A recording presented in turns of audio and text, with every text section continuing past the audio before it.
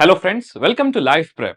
In today's video, we are going to check in a very important concept which is apomixis and polyembryony. आज अपना important topic है sexual reproduction in flowering plant chapter की last heading है वो है apomixis and polyembryony. ये एक highly conceptual topic है जो प्लांट किंगडम चैप्टर के साथ और सेल साइकिल डिवीजन के साथ बहुत स्ट्रांगली लिंक्ड है।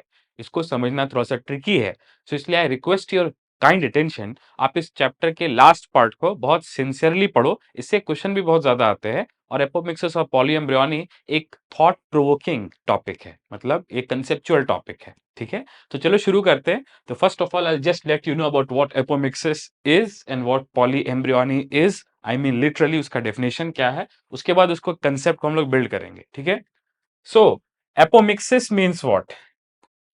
एपोमिक्सिस का मतलब क्या है? देखो, in general seeds are product of sexual reproduction, मतलब जनरल सेंस में फर्टिलाइजेशन के बाद सीड बनता है।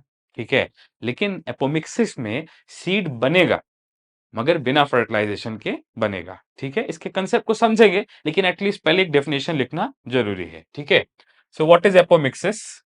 एपोमिक्सिस बेसिकली मीन्स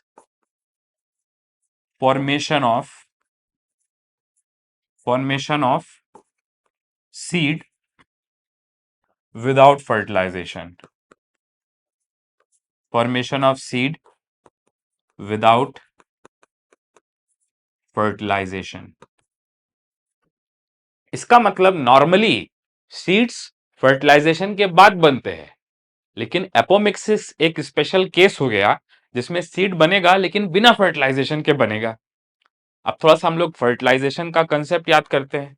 देखो, आपको याद होगा कि ऐसे ओव्यूल का न्यूसेलस होता है। ऐसे क्या होता है? ओव्यूल का न्यूसेलस, और उसके बाहर ऐसे इंटेगुमेंट्स होते हैं। Do you remember this structure? इस स्ट्रक्चर को हम लोग क्या बोलते थे? ओव्यूल। और ओव्यूल के अंदर क्या होता था? ओव्यूल के अंदर होता था embryo sac, 7 celled 8 nucleate embryo sac पाया जाता था। ठीक है, उसके बाद पोरोगैमी होती है, मतलब मेल गैमीट एंटर करता है माइक्रोपाइल के एंड से। उसके बाद आप जानते हो कि डबल फर्टिलाइजेशन होता है। सो डबल फर्टिलाइजेशन के बाद ओव्यूल के अंदर क्या होता था? 2 सेल बनते थे, एक बनता था जाइगोट और दूसरा बनता था प्राइमरी एंडोस्पर्म सेल। ठीक है, ये फर्टिलाइजेशन के बाद बनता था। नाउ अब धीरे धीरे ये जो ओव्यूल है, ये धीरे धीरे किसमें कन्वर्ट हो जाता था? सीड में। किसमें कन्वर्ट हो जाता था? सीड में। ठीक है, और ये जो जाइगोट है ये किसमें कन्वर्ट हो जाता था बेटा? एम्ब्रियो में। किसमें? एम्ब्रियो में। और ये जो पीईसी है ये किसमें कन्वर्ट हो जाता था? एंडोस्पर्म में। किसमें कन्वर्ट हो जाता था? एंडोस्पर्म में। So this is our usual concept of seed. Usual concept seed का क्या है कि seed is formed after fertilisation in ovule, और ओव्यूल ही कन्वर्ट हो जाता है किसमें? सीड में कन्वर्ट हो जाता है। हम लोगों ने यह तक भी पढ़ा कि जो ओव्यूल का इंटेगुमेंट है वो सीड का सीड कोट बन जाता है। बट रिमेंबर, ये यूजुअल कंसेप्ट ऑफ सीड है, मतलब normal seeds are produced after fertilisation, which mean seeds are product of sexual reproduction. लेकिन यहां पे क्या लिख रहे हैं? यहां पे लिख रहे हैं कि formation of seed without fertilisation. इसका मतलब ओव्यूल से सीड बनेगा, लेकिन ये सीड जो है ये जाइगोट और पीसी बन के नहीं बनेगा। इसका मतलब ये डबल फर्टिलाइजेशन वाला इवेंट बीच में होगा ही नहीं। ठीक है, इसका मतलब अंदर के जो चीजें हैं उसमें कुछ ना कुछ तो गड़बड़ होगी। ठीक है, so let us try to build our concept of apomixis.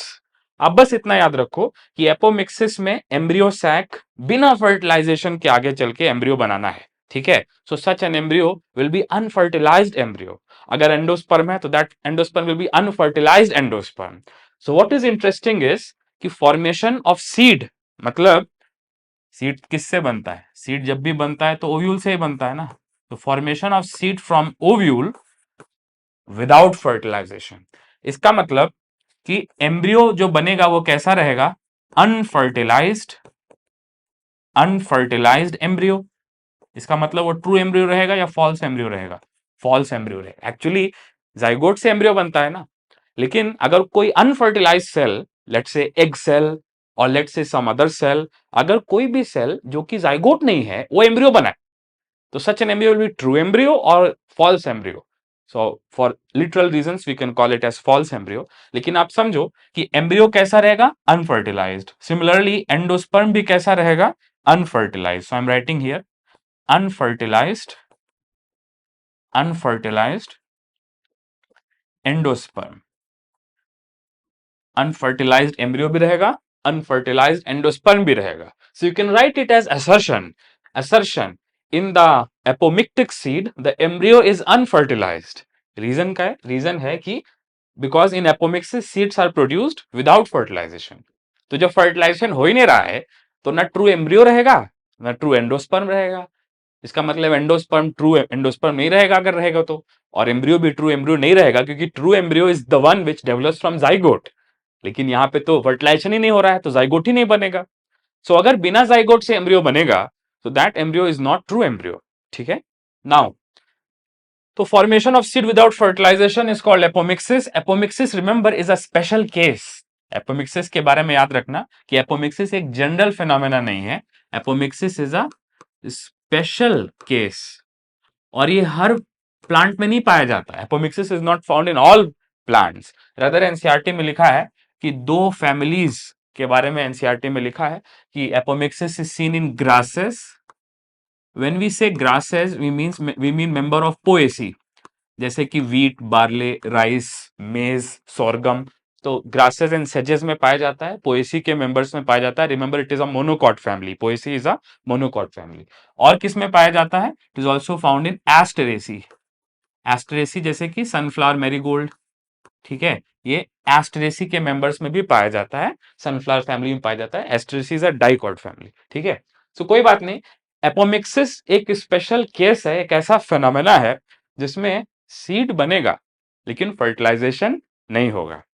इसका मतलब ovule will mature into seed but that seed will be apomictic seed. वो सीड कैसा होगा, एपोमिक्टिक सीड होगा।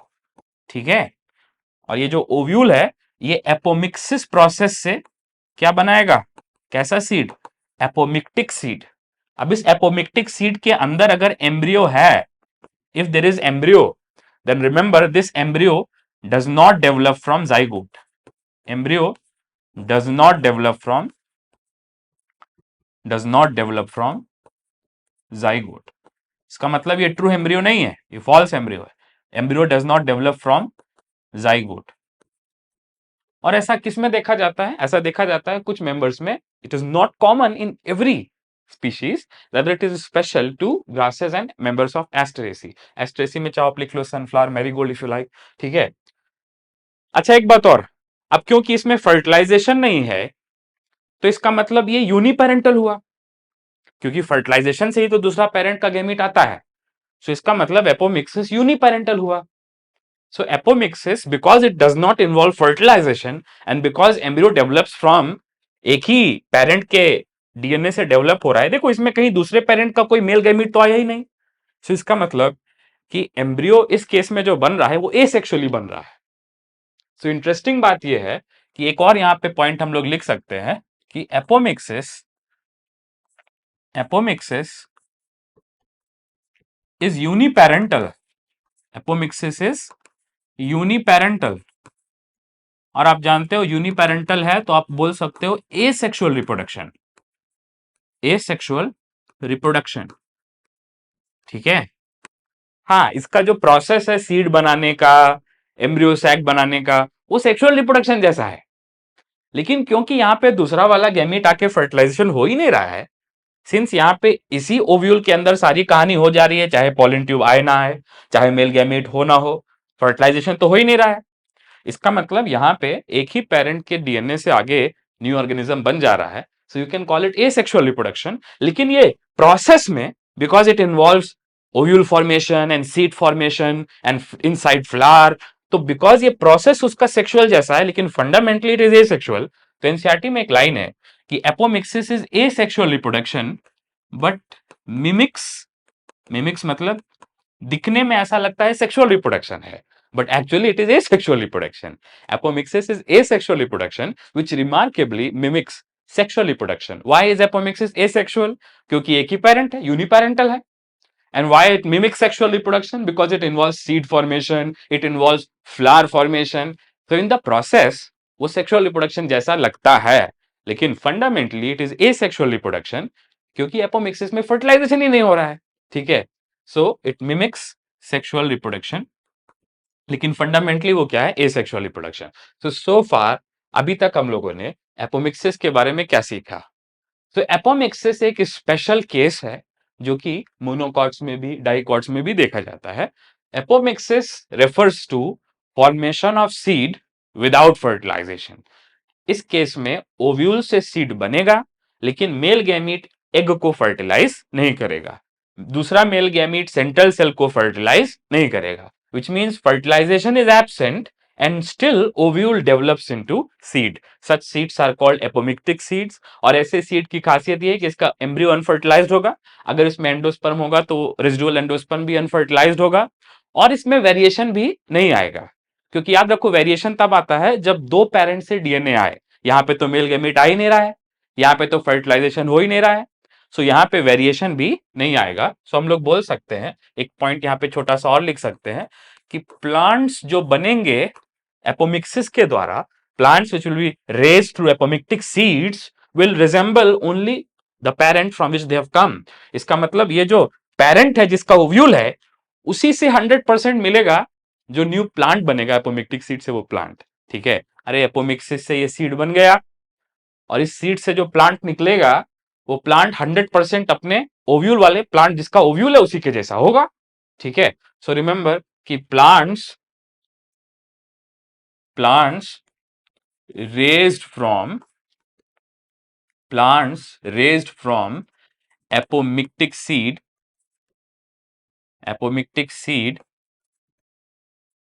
do not show variation, मतलब उनमें वेरिएशन आता नहीं है, ठीक है? That is resemble parent. तो जो उनका एक पेरेंट है जिसका ओव्यूल है उसी से रिजेंबल करते हैं, रिजेंबल पेरेंट, ठीक है? जिसका ओव्यूल है वही पेरेंट है, तो टेक्निकली इसका एक ही पेरेंट है ना, क्योंकि दूसरा मेल गैमीट आ ही नहीं रहा है, फर्टिलाइजेशन हो ही नहीं रहा है एग का, विच मींस ये जो एम्ब्रियो बन रहा है इसमें डीएनए जिसका न्यूक्लियस का डीएनए ही आ रहा है, इसमें दूसरे मेल गैमीट का डीएनए नहीं आ रहा है. सो एपोमिक्सिस के बारे में मैंने ठीक ठाक बता दिया. Now we come to building our concept on apomixis, ठीक है? एपोमिक्सिस समझेंगे, और याद रखना कि पॉलीएम्ब्रियोनी अभी आप देखोगे कि एपोमिक्सिस से मिलता जुलता ही एक कंसेप्ट है. सो अगले स्लाइड पे जाने से पहले मैं एक बार फिर से बोल दे रहा हूं कि apomixis literally refers to formation of seed without fertilisation. Ovule से ही सीड बनेगा, लेकिन बीच में मेल गैमीट आके एग को फर्टिलाइज नहीं करेगा. इसका मतलब जो एम्ब्रियो बनेगा वो न्यूक्लियस के किसी न किसी सेल से बनेगा, और ये एम्ब्रियो अनफर्टिलाइज्ड होगा. अगर एंडोस्पर्म होगा तो वो भी अनफर्टिलाइज्ड होगा, and everything will be asexual, क्योंकि फर्टिलाइजेशन हुआ ही नहीं, but it mimics the process mimics sexual reproduction, ठीक है? चलो आगे बढ़ते हैं. Now I have a interesting diagram, और ये डायग्राम मेरा फेवरेट डायग्राम है एपोमिक्सिस को समझने के लिए, to have a concept of apomixis and its varieties. आज इसको ऑब्जेक्टिवली समझने के लिए ये डायग्राम बहुत अच्छा है, ठीक है? तो इसको मैंने 4 पार्ट में डिवाइड किया. 4 तरह के एपोमिक्सिस होते हैं, इसीलिए मैंने इसको 4 पार्ट में डिवाइड किया है. आप एक बार में जब पढ़ना तो आप एक बार में ये एरो को फॉलो करना, जिस समय आप ये एरो को फॉलो करना उस समय आप बाकी एरोज मत देखना. You just follow one arrow and then you follow another arrow and then you follow one arrow at a time, ठीक है? तो कोई बात नहीं. First focus on centre. बीच में देखो, इधर तो देखो ही मत. आप बीच में देखो, ये क्या है? What is this structure? इस स्ट्रक्चर को हम लोग क्या बोलते हैं? ये तो ओव्यूल है ना, ये तो ओव्यूल है ना. इसको तो हम लोग मेगास्पोरेंजियम बोलते हैं ना. इसको हम लोग क्या बोलते हैं? इसको हम लोग मेगास्पोरेंजियम बोलते हैं ना. और ये ओव्यूल ही है जो आगे चल के सीड बनाता है. सो ओव्यूल के आगे मैं क्या लिख सकता हूं? लेटर फॉर्म्स सीड, ठीक है? सो आगे बढ़ने से पहले ये मेमोरी में होना चाहिए कि ये स्ट्रक्चर क्या है. This structure is ovule megasporangium, it gives rise to seed. लेकिन इस केस में विदाउट फर्टिलाइजेशन चारों केस में बनेगा, ठीक है? सो चलो मैं कुछ चीजों को रिवाइज करा देता हूं। सबसे पहले आप जानते हो ये क्या है, this is nucellus, everyone knows this is nucellus. ठीक है, ये क्या है, ये आउटर इनर इंटेगुमेंट है। ये क्या है बेटा, इसको क्या बोलते हैं, चलाजा, चलाजल पोल, जहां पे इंटेगुमेंट प्रेजेंट होते हैं, और जहां पे दोनों इंटेगुमेंट एब्सेंट है इसको क्या बोलते हैं, micropyle. You know all of it. आप नोटिस करो कि मैंने दो सेल लिए हैं और इस डायग्राम में कलर कोड है। ये डायग्राम में मैंने कलर कोड यूज किया है। कलर कोड क्यों यूज किया है, ताकि डिप्लॉयड हैप्लॉयड समझ में आए। तो इस डायग्राम में जो व्हाइट में है वो डिप्लॉयड है, ठीक है, और इस डायग्राम में ये जो ब्लू में है, जैसे कि आप ये देख पा रहे हो, ये ब्लू वाला जो है ये हैप्लॉयड है। So this is my colour code to understand और टू डिकोड दिस डायग्राम। ठीक है, अच्छा, इसका मतलब सब कुछ डिप्लॉयड है, बस यहां पे थोड़ा सा हैप्लॉयड है। ठीक है, चलो कोई बात नहीं।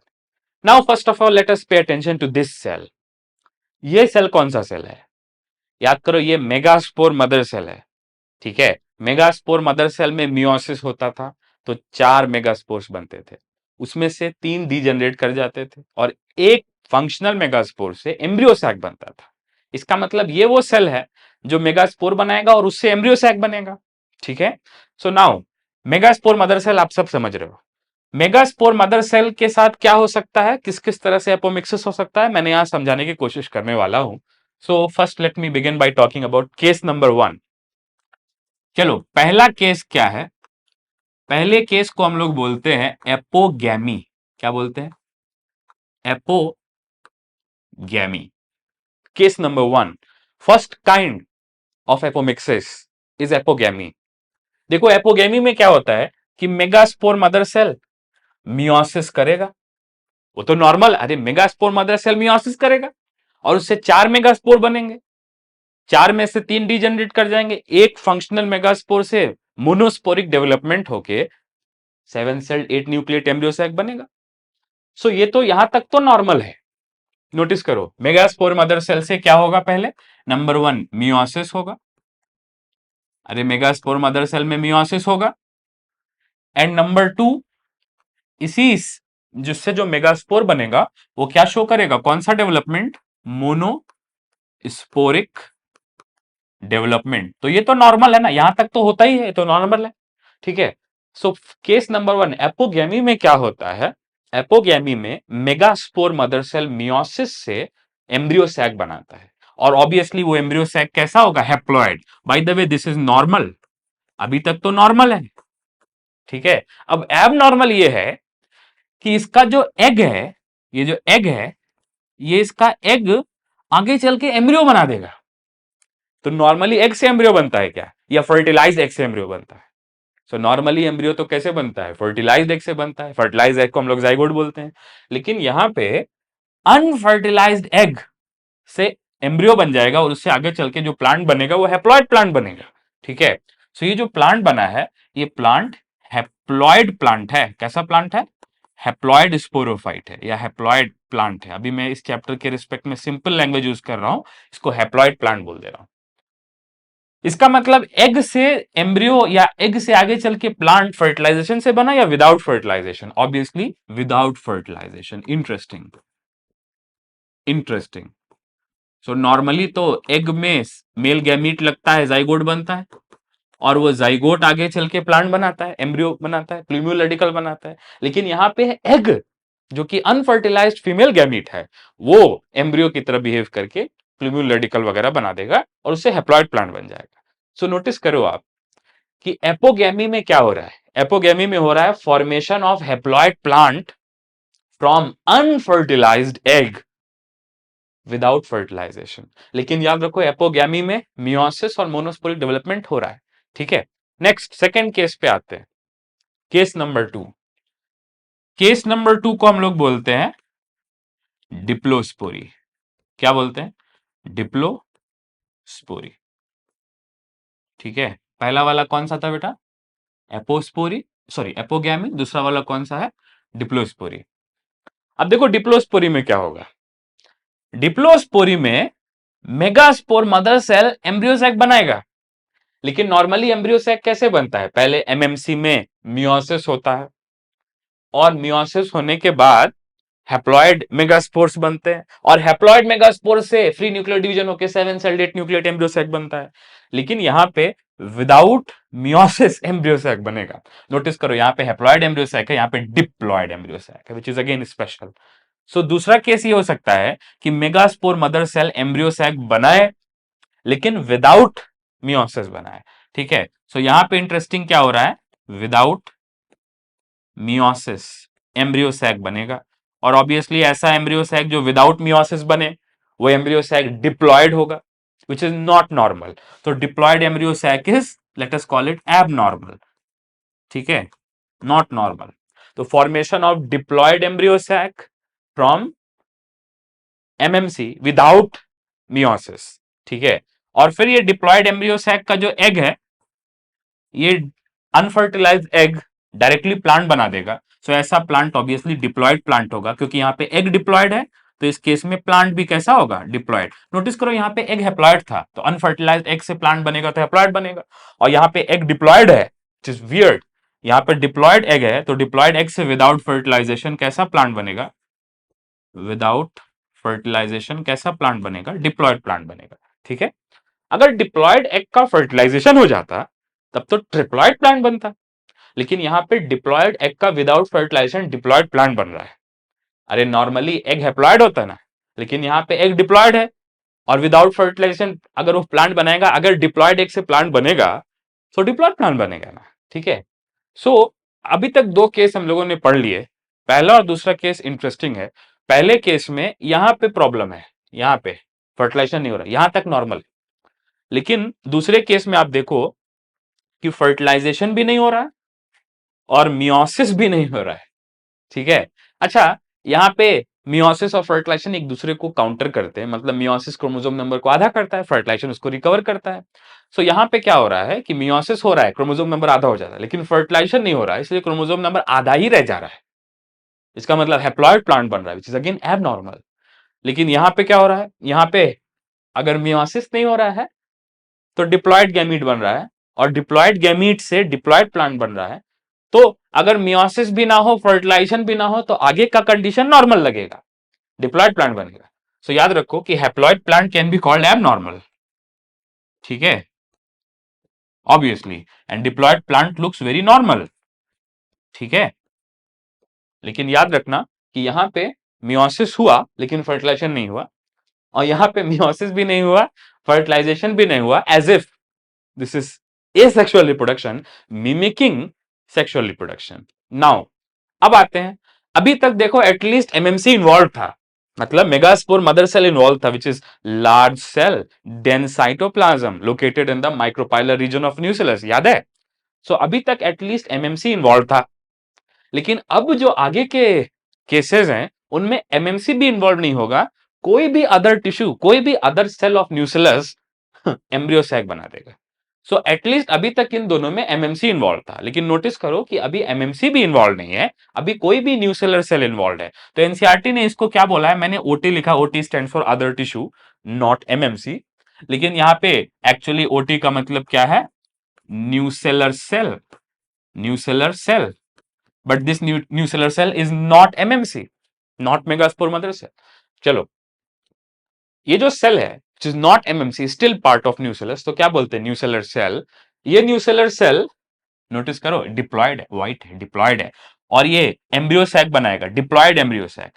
सो अगर डिप्लॉयड एम्ब्रियो सैक बनेगा तो वो एबनॉर्मल है ना, और ये ऑब्वियसली कैसे बन रहा है, विदाउट फर्टिलाइजेशन। कैसे बन रहा है, विदाउट फर्टिलाइजेशन।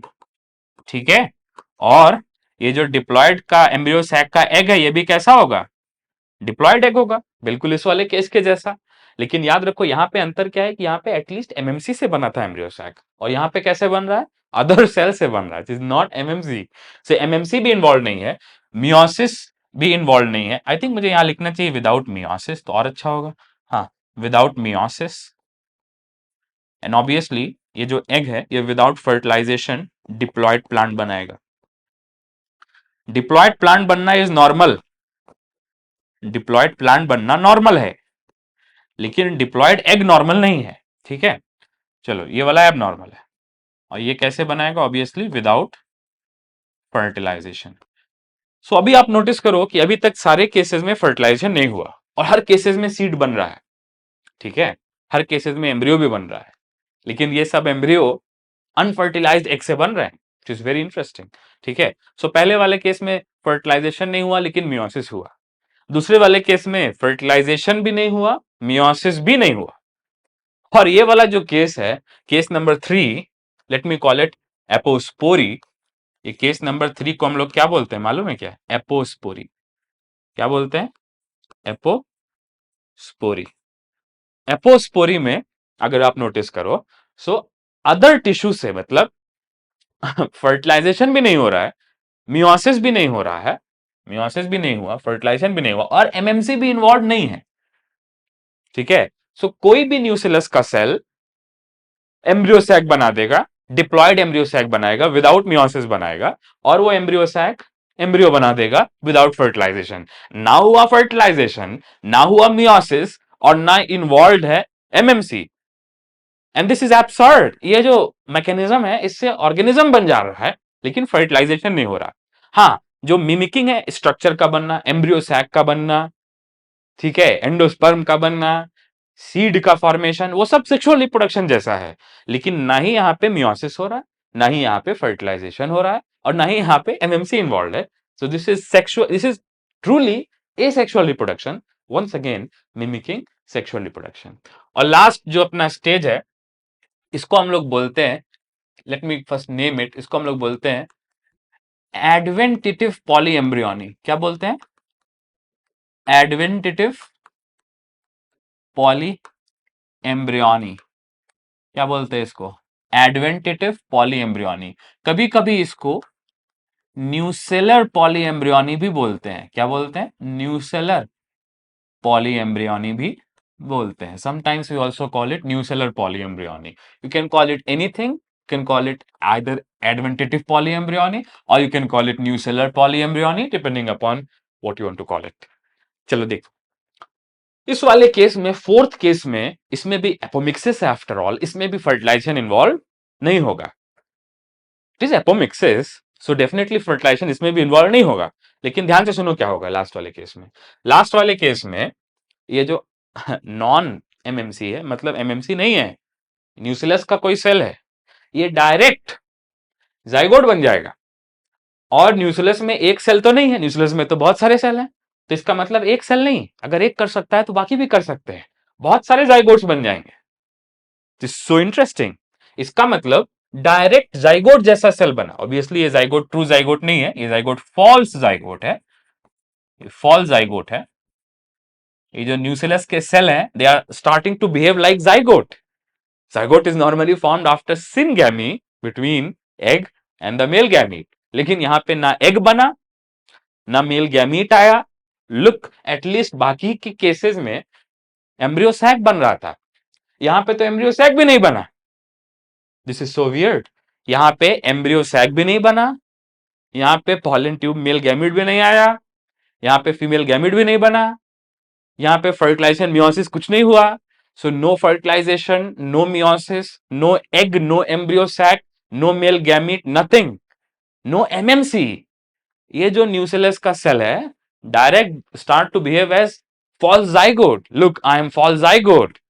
और ये एक नहीं, कई सारे जाइगोट बन रहे हैं, and all the zygotes are identical because they are produced by mitosis. तो ये सारे जाइगोट क्या है? They are all identical, they are like twins, ठीक है। अच्छा, ये जो सारे जाइगोट हैं, दे आर आइडेंटिकल ट्विंस। और एक बात और, ये न्यूक्लियस के सेल से डायरेक्ट जाइगोट बने हैं और ये डायरेक्ट एम्ब्रियो में कन्वर्ट हो जाएंगे। इसका मतलब अपना अपना इनका एक्सिस बनेगा, कॉटलिडन बनेगा, अपना अपना इनका प्लूमल रेडिकल बनेगा। सो ये देखते देखते these zygotes will convert into embryo, और इसका मतलब एक ओव्यूल के अंदर कई सारे एम्ब्रियो डेवलप होने लगेंगे। इसका मतलब एक सीड के अंदर कई सारे एम्ब्रियो आ जाएंगे। So presence of multiple embryos inside one seed is called polyembryony of seed. So अगर आप देखो, सो हम लोग का जो हेडिंग है उसमें एपोमिक्सिस का पॉली एम्ब्रियोनी भी है। सो पॉली एम्ब्रियोनी क्या है? पॉली एम्ब्रियोनी हम लोग बोलते हैं presence of more than one क्या? एम्ब्रियो किसके अंदर? Inside, inside seed.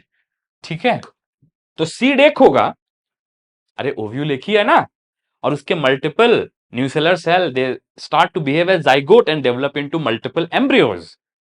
सो एक ही सीड के अंदर बहुत सारे एम्ब्रियो बन जाएंगे। दिस इज इंटरेस्टिंग क्योंकि नॉर्मली एक सीड से एक प्लांट निकलता है, अरे एक सीड से एक झाड़ निकलता है, लेकिन यहां पे क्या होगा कि एक सीड होगा और उससे प्लांट कई सारे निकले। हाँ, those plants are going to be identical as long as it is nucellar polyembryony. तो इस केस में आइडेंटिकल प्लांट्स निकलेंगे, जेनेटिकली आइडेंटिकल। लेकिन दिस इज सो वियर्ड क्योंकि सीड एक होगा, सीड एक होगा और उससे कई सारे प्लांट निकलेंगे, आई मीन कई सारे एम्ब्रियोज उसके अंदर डेवलप होंगे। This is so weird. NCERT में लिखा है, इसके दो एग्जांपल है न्यूसेलर पॉलीएम्ब्रियोनी के। पहला एग्जांपल है सिट्रस, मतलब ऑरेंज, सिट्रस फ्रूट्स, टैंगरीन, और दूसरा एग्जांपल है मैंगो। ठीक है ना, तो सिट्रस और मैंगो में देखा जाता है कि अगर आप एक सिट्रस का, ऑरेंज का सीड ले लो और उसको आप प्रेस करो, सो मोर ऑफन द नॉट उसमें ऐसा देखा जाता है कि मल्टीपल छोटे छोटे एम्ब्रियोज बाहर आते हैं। So if you take a seed of orange and you squeeze it, citrus fruit का, लेमन का, ऑरेंज का सीड आप स्क्वीज करोगे तो उसमें से कई सारे एम्ब्रियोज निकलेंगे। ऐसा क्यों हो रहा है? ऐसा इसलिए हो रहा है क्योंकि उसके ओव्यूल के अंदर जो न्यूसेलस के सेल हैं they develop into multiple embryos, multiple zygotes and then multiple embryos, multiple cotyledons, multiple axes, और वो एक सीड के अंदर कई सारे प्लांट डेवलप होंगे। All those plants will be genetically identical, they are like identical twins because all of them are product of the nucellar cells। ना इसमें फर्टिलाइजेशन हुआ, ऑब्वियसली अगर मैं यहां लिखूं, सो ना इसमें फर्टिलाइजेशन हुआ, so this one is without fertilisation, without fertilisation. Obviously this one is without meiosis, without meiosis, and obviously यहां पे एम्ब्रियो सैक भी नहीं बना, so this one is without embryo sac, without embryo sac, and finally यहां पे MMC भी involve नहीं है। ठीक है, सो एज अ मेमोराइजेशन में एक बार जो मैंने चार तरह के पॉलीएम्ब्रियोनी और ये सब बताए, एपोमिक्सिस, एपोगैमी, इसको एक जगह में लिखवा दे रहा हूं। ठीक है, सबसे पहले एपोमिक्सिस। एपोमिक्सिस हम लोगों ने आज चार केस में पढ़ा। एपोमिक्सिस का पहला केस कौन सा है? एपोगैमी। दूसरा केस कौन सा है? डिप्लोस्पोरी, डिप्लोस्पोरी। तीसरा केस कौन सा है? एपोस्पोरी। और लास्ट चौथा केस कौन सा है? एडवेंटिटिव या फिर न्यूसेलर पॉलीएम्ब्रियोनी, न्यूसेलर पॉलीएम्ब्रियोनी। बेटा पॉलीएम्ब्रियोनी एक और तरह की होती है, ट्रू पॉलीएम्ब्रियोनी, लेकिन वो अपने सिलेबस में नहीं है। अपने सिलेबस में कौन सी पॉलीएम्ब्रियोनी है? सिट्रस वाली, है ना। तो सबसे पहले तो मैं एनसीईआरटी के एग्जाम्पल आपको क्लैरिफाई कर दूं। एनसीईआरटी ने एपोमिक्सिस का एग्जाम्पल लिया है ग्रासेस, मतलब पोएसी, और एस्टेरेसी, मतलब इन जनरल एग्जाम्पल लिया है। ठीक है, और एनसीईआरटी ने न्यूसेलर पॉलीएम्ब्रियोनी का एग्जाम्पल लिया है सिट्रस और मैंगो, सिट्रस और मैंगो, ये एग्जाम्पल एनसीईआरटी ने लिया है। अगर मैं बोलूं कि एनसीईआरटी ने एक्सप्लेन किसको किया है, तो एनसीईआरटी ने दो को अच्छे से एक्सप्लेन किया है। पहले किसको एक्सप्लेन किया है? Nucellar polyembryony. और एनसीईआरटी ने अच्छे से एक्सप्लेन किया है इसको, डिप्लोस्पोरी वाले फिनोमेना को। ठीक है, इन दोनों को एनसीईआरटी ने अच्छे से एक्सप्लेन किया है, बाकी दोनों को एनसीईआरटी ने अवॉइड कर, बस ऐसे लिखा मेनी टाइप्स ऑफ एपोमिक्सिस। ठीक है, सो मैं एक बार फिर से आपको डेफिनेशन लिखवा दे रहा हूं जस्ट फॉर क्लैरिटी। एपोगैमी में क्या होता है, अगर आप देखो तो एपोगैमी में ये वाला केस, ये वाला कौन सा है? डिप्लोस्पोरी, ये वाला एपोस्पोरी, एंड फाइनली पॉलीएम्ब्रियोनी। ठीक है, सो समझाने के लिए अगर मैं लिखवाऊं, सो एपोगैमी में एक चीज मिसिंग होती है। कौन सी चीज मिसिंग है? विदाउट, बस फर्टिलाइजेशन मिसिंग है, बाकी सब कुछ नॉर्मल है। विदाउट फर्टिलाइजेशन बाकी सब कुछ हो रहा है। ठीक है, अच्छा विदाउट फर्टिलाइजेशन तो सब में है। So one thing which I can do, that will be very comfortable for me, कि मैं सब में पहले ये लिख दूं without fertilisation, without fertilisation, wow, without fertilisation. Fertilisation तो किसी में नहीं हो रहा है, it is apomixis after all. ठीक है, नेक्स्ट दूसरी चीज जो इंटरेस्टिंग है वो ये है कि डिप्लोस्पोरी में अगर आप नोटिस करो तो मियोसिस भी नहीं हो रहा है, ठीक है। इसमें मियोसिस हो रहा था लेकिन इसमें मियोसिस नहीं हो रहा था, आगे के वाले में मियोसिस नहीं हो रहा था। सो यहाँ पे क्या लिख सकता मैं, विदाउट मियोसिस, मतलब मियोसिस भी नहीं होगा। And once again I can clone it, बाकी सारे में भी विदाउट मियोसिस, है ना इंटरेस्टिंग। नाउ इसमें एटलीस्ट एमएमसी इन्वॉल्व था, और एपोस्पोरी न्यूक्लियर पॉलीएम्ब्रियोनी में एमएमसी भी इन्वॉल्व नहीं है, ठीक है। तो यहां पे क्या लिख सकता हूं मैं, विदाउट एमएमसी, विदाउट एमएमसी, ठीक है, without MMC, and I can clone it and make it here also, ठीक है।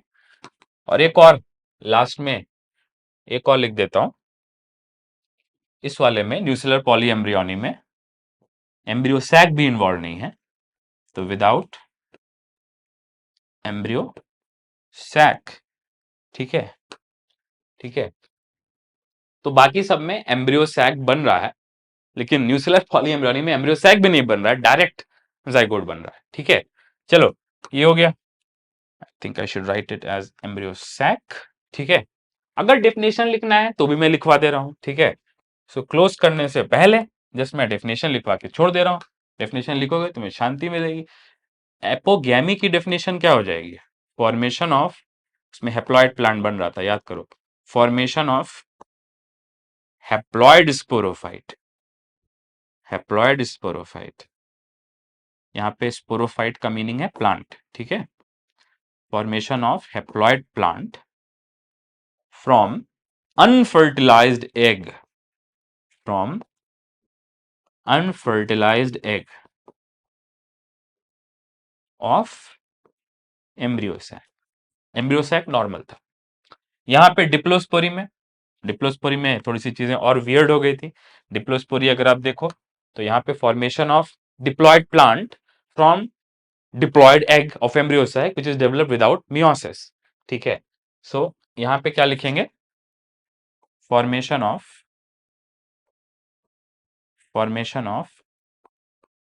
Diploid plant from diploid unfertilised egg, diploid unfertilised egg of diploid embryo sac without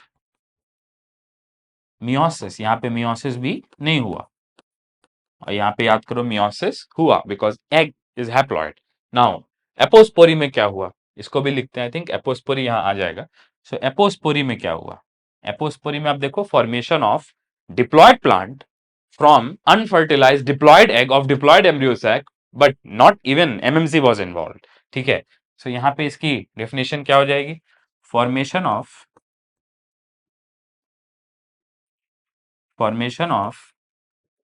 diploid plant from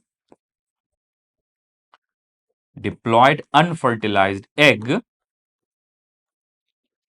of diploid embryo sac without involving MMC, without involving megaspore mother cell, nucellar cell से बन रहा था, OT से बन रहा था। और finally nucellar polyembryony, इसमें तो बहुत ही यूनिक चीजें होती हैं। तो यहां पे क्या लिखेंगे, formation of, obviously 2 n plants बनते हैं इसमें, आप नोटिस करो these plants are white, white मेरा कलर कोड था डिप्लॉयड के लिए। तो फॉर्मेशन ऑफ डिप्लॉयड प्लांट्स या diploid embryos, multiple embryos inside ovule, inside seed, without involving fertilization, without involving meiosis, without involving embryo sac formation and without involving MMC, ठीक है। सो इसकी definition क्या हो गई, formation of diploid plants directly from diploid nucellar cells without involving many things. Number 1, meiosis. Number 2, fertilization. Number 3, MMC. And number 4, embryo sac, ठीक है। और एक बात और, अगर एक न्यूसेलर सेल ऐसा कर सकता है, if one nucellar cell can do it, there are other nucellar cells which can also do it. So यहां पे क्या होता है पॉलीएम्ब्रियोनी में, more than one embryo, more than one embryo inside seed, एक सीड के अंदर, एक न्यूसेलस के अंदर मल्टीपल एम्ब्रियोज आ जाते हैं। आप याद रखो there can be combination of these, मतलब ऐसा हो सकता है कि एम्ब्रियो सैक भी बने और उसके अंदर न्यूसेलर सेल वाला एम्ब्रियो भी बने, मतलब there can be true embryo and there can be nucellar cell which behaves as another but false embryo. तो ऐसा भी हो सकता है कि एक सिट्रस के अंदर, एक ओव्यूल के अंदर पोरोगैमी होके, डबल फर्टिलाइजेशन होके ट्रू एम्ब्रियो भी बने एम्ब्रियो सैक के अंदर, और न्यूसेलर सेल से फॉल्स एम्ब्रियो भी बने, और दोनों एक ही में पाए जाते, they can be combination of polyembryony. So polyembryony as a kind of apomixis, वो आज हम लोगों ने पढ़ लिया।